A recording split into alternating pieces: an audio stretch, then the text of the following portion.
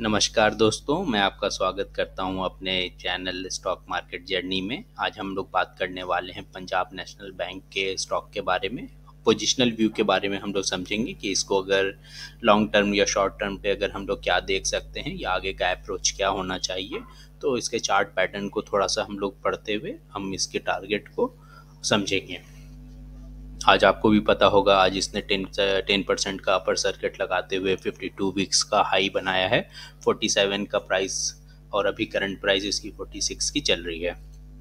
चलिए आप इसके पैटर्न को हम लोग थोड़ा समझ लेते हैं। मैंने ये इसको डे के चार्ट पे लगाया है और ऑलमोस्ट आपको 10 महीने 1 साल का आप समझ लीजिए कि चार्ट पैटर्न पे मैं इसको काम करके बता रहा हूँ। क्यों 1 साल का बता रहा हूँ? क्योंकि इसने एक रेंज बनाई है।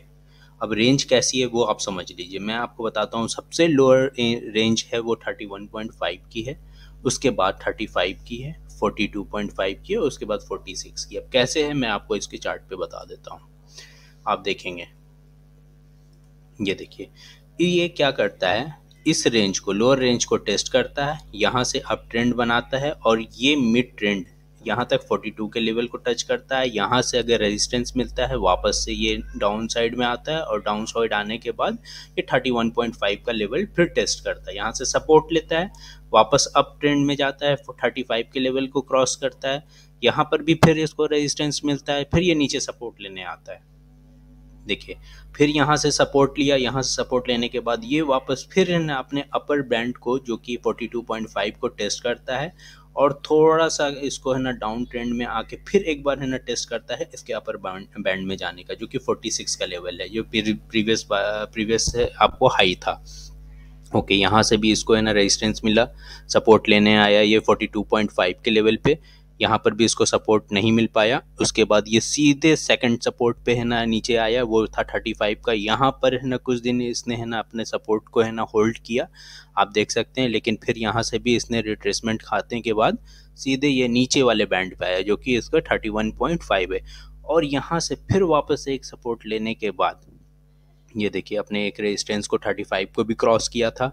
उसके बाद अपर फिर गया ये 42 का, और ये जब ये इस टारगेट को 46 को अपने प्रीवियस हाई को ब्रेक करने के लिए जाए, फिर वापस से आया। वापस आने के बाद ये टेस्ट किया, रीटेस्ट करता है, फिर इसने रेजिस्टेंस इसको तगड़ा 42.5 पे मिला, ये वापस से इसको 35 के लेवल को टेस्ट करने आया है। फिर से इसने 42 के लेवल को फिर टेस्ट किया, फिर डाउन ट्रेंड में आया, फिर ये अप है और ये अब एक बुलिश कैंडल बनाया है और ये ऊपर जाने के लिए रेडी है। लेकिन अब ये फेक ब्रेकआउट है या एक्चुअल ब्रेकआउट है, वो हमको आने वाले 1 वीक में पता चल जाएगा। ओके दोस्तों, 1 मिनट में ड्राइंग इसको डिलीट कर देता हूँ ताकि आपको और अच्छे से समझ में आ जाए। ओके दोस्त, यहाँ पे आप देखिए, अगर मेरा जो एक सिनेरियो बन के आ रहा है इसमें, अगर ये इस लेवल को 46 के लेवल के ऊपर अगर चलता है, इस लेवल को अगर क्रॉस करके इस लेवल में अगर कुछ दिन वक्त भी गुजारता है, तो आप यकीन मानिए 6 मंथ का व्यू मैं आपको देता हूँ, 53.50 का एक टारगेट है मेरा, वो आएगा, पक्का आएगा 6 मंथ का। और अगर उससे ज़्यादा भी अगर आप पोजिशनल जाना चाहते हैं तो एक टारगेट, सेकंड टारगेट आपको 67 का आएगा। ये आपको साल भर से पहले नहीं आएगा, ठीक है। इसका रीज़न मैं बता देता हूँ आपको क्यों।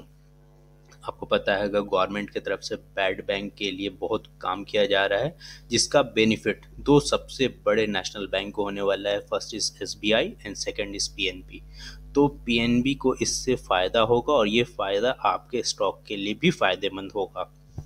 अब आपको करना क्या है, आपको 1 से 2 दिन इस पे वॉच आउट करना है। डे के चार्ट पे ही लगा के मैं बात करूँगा। ये एक डिप, अगर इसने एक डिप 44 लेना है, 44 पे अगर कुछ टाइम बिता के वापस ऊपर की तरफ जा रहा है, तो आप यकीन मानिए ये लेवल आपको बहुत जल्दी दिख जाएगा।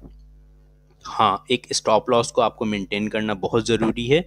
ये स्टॉप लॉस है 42.5 का। अगर ये 42 के लेवल को वापस से अगर ब्रेक करता है तो इसमें फर्दर गिरावट फिर आएगी, फिर ये टेस्ट करने 35 पे आएगा।